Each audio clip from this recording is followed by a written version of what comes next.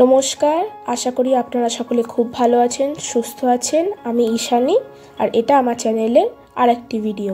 চলুন আপনাদের সঙ্গে আজকে এটা শেয়ার করব চিকেনের রেসিপি। এই যে এখানে আমি চিকেনটাকে 5 মিনিট ভিনিগার দিয়ে মেখে ভালো করে রেখে দিয়েছিলাম। এবার এর মধ্যে একে একে কিছু কিছু মশলা মিশিয়ে নেব, যেমন আমরা চিলি চিকেন করি তেমনই সব ইনগ্রিডিয়েন্ট। এই যেরকম আদা রসুন আছে, আদা রসুনটা ভালো করে মিশিয়ে নেব। এরপর দেব একটা কাঁচা ডিম, তারপর কিছু গুঁড়ো মশলা, আর তারপর কর্নফ্লাওয়ার। কাঁচা ডিমটা দিয়ে আমি একটুখানি মেখে নিচ্ছি, তার কারণ গুঁড়ো মশলাগুলো যদি ডিমের ওপর দিয়ে দিই ভালো করে মাখা যায় না, অনেক সময় ডালা থেকে যায় ভেতরে।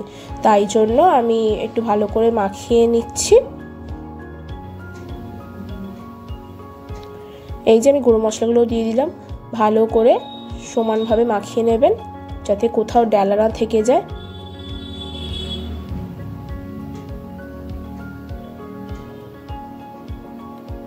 এখানে কর্নফ্লাওয়ারটা দিয়ে দিলাম। কর্নফ্লাওয়ারটা দিয়ে মেখে রেখে দিন, 1-2 মিনিট রাখলেই হয়ে যাবে। আমার মাখা হয়ে গেছে। এবার এটাকে একটা সাইডে করে দেব। চলুন তাহলে দেখিয়ে দিই আজকে আমাদের কি কি উপকরণ লাগছে। এখানে আছে কুচনো পেঁয়াজ, ক্যাপসিকাম, এখানে আছে স্প্রিং অনিয়ন বা পেঁয়াজকলি কুচো, এখানে আছে টমেটো কুচো, রসুন কুচি, লঙ্কা কুচি, কিছুটা নুন আর চিনি। এখানে আছে গরম মশলা নয়, সরি আমার ভুল, এটা হচ্ছে গোলমরিচ গুঁড়ো। এখানে আছে সাদা তিল, আর এখানে আছে সস। এখানে 3 রকম সস আমি মিশিয়ে নিয়েছি, যেরকম টমেটো, চিলি আর সোয়া, তার সঙ্গে 1 চামচের মতো ভিনিগারও মিশিয়ে সসটা রেডি করে রাখা আছে। আর এখানে আছে কর্নফ্লাওয়ারের স্লারি, আর এটা হচ্ছে একটু অল্প করে আদা আর রসুন। আর এখানে তো আমাদের মেন ইনগ্রিডিয়েন্ট চিকেন রয়েছে। চলুন এবার তাহলে শুরু করা যাক। আমি কড়া চাপিয়ে দিয়েছি। এবার এর মধ্যে এক এক করে আমি চিকেনগুলো ভেজে নেব ভালো করে।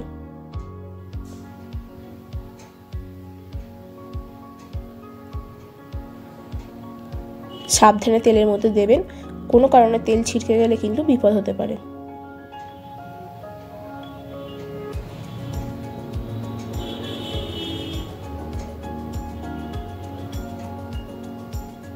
দেখুন আপনাদের বলতে বলতে আমারই এক্ষুনি হয়ে যাচ্ছিল বিপদ একটা।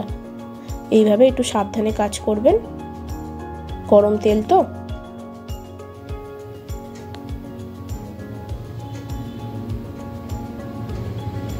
এই যে এখানে মোটামুটি ভালো করে ভাজা হয়ে গেছে। বেশি লাল করে কড়া করে ভাজবেন না, তাতে কিন্তু জিনিসটা খেতে ভালো লাগবে না। একটু যাতে জুসি ভাব থাকে চিকেনটার মধ্যে, তাহলে ভালো হবে। এবার আমরা একটা পাত্রে এটাকে তুলে নেব।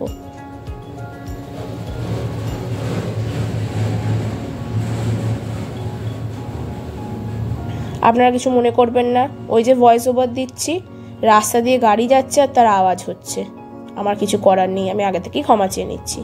এবার তেলের মধ্যে দিয়ে দেবো রসুন কুচি। রসুন কুচিটা একটু তেলের মধ্যে ভালো করে ভেজে নেবেন। রসুনের একটা গন্ধ থাকে তো, কাঁচা থাকলে সবাইকার গন্ধটা পছন্দ না, তাই জন্য হালকা করে ভেজে নেবেন। এরপর আমরা দেব লঙ্কা কুচি। আমরা একটু ঝাল খাই বাড়িতে, তাই জন্যই লঙ্কা কুচি দেওয়া। আপনারা চাইলে এটা স্কিপ করে দিতে পারেন, কারণ চিলি সস, গোলমরিচের গুঁড়ো সব কিছুই তো আছে, এতটা ঝাল সবাই পছন্দ নাই করতে পারেন। এবার এর মধ্যে দিয়ে দেব কুচনো পেঁয়াজ। পেঁয়াজগুলো ভালো করে নেড়ে নেব। বেশি নরম করে ভাজবেন না, বেশি নরম করে ভাজলে কিন্তু পেঁয়াজের যে ক্রাঞ্চিনেসটা সেটা থাকবে না। এই যে মোটামুটি ভাজা হয়ে গেছে। বেশি দেখুন আমি লাল করে বেশি ভাজিনি, হালকা সাদা সাদা আছে। এবার এর মধ্যে আমি দিয়ে দেব ক্যাপসিকাম আর স্প্রিং অনিয়ন মানে পেঁয়াজকলি।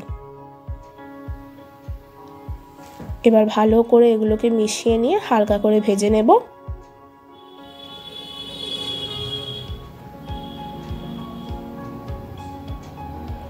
এবার এর মধ্যে দিয়ে দেবো টমেটো কুচি।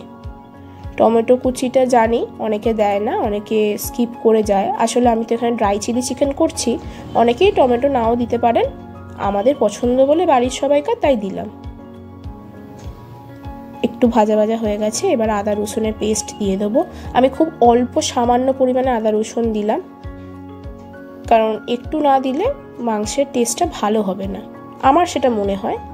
এবার এটা যে যার ব্যাপার, আমি তো আমার মতো রান্না করছি, সবার সঙ্গে তো আর এক হতে পারে না না। এবার দিয়ে দেবো লঙ্কা গুঁড়ো, আর এটা কাশ্মীরি লঙ্কা গুঁড়ো কিন্তু, আর হলুদ, আর তার সঙ্গে নুন আর চিনি, আর হচ্ছে গোলমরিচ গুঁড়ো। এবার ভালো করে মিশিয়ে নেব। মেশানো হয়ে গেছে। এবার এর মধ্যে দিয়ে দেব আমাদের গুলে রাখা সসটা দিয়ে একটু ভালো করে নাড়িয়ে নেবেন, না হলে কিন্তু সসের একটা গন্ধ থেকে যাবে।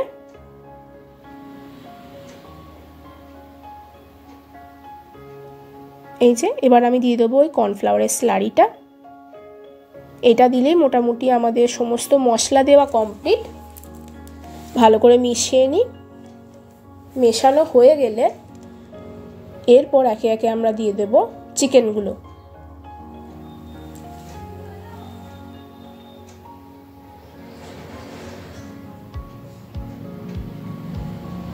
দেখুন একটু জলটা কমে এসছে, বেশ মাখা মাখা হয়ে গেছে। এবার চিকেনগুলো দিয়ে দেব। এতে বেশি আপনার গ্রেভি রাখার দরকার নেই, তার কারণ হচ্ছে এটা ড্রাই চিলি চিকেন, তো এর মধ্যে বেশি গ্রেভি থাকলে ভালো লাগবে না খেতে।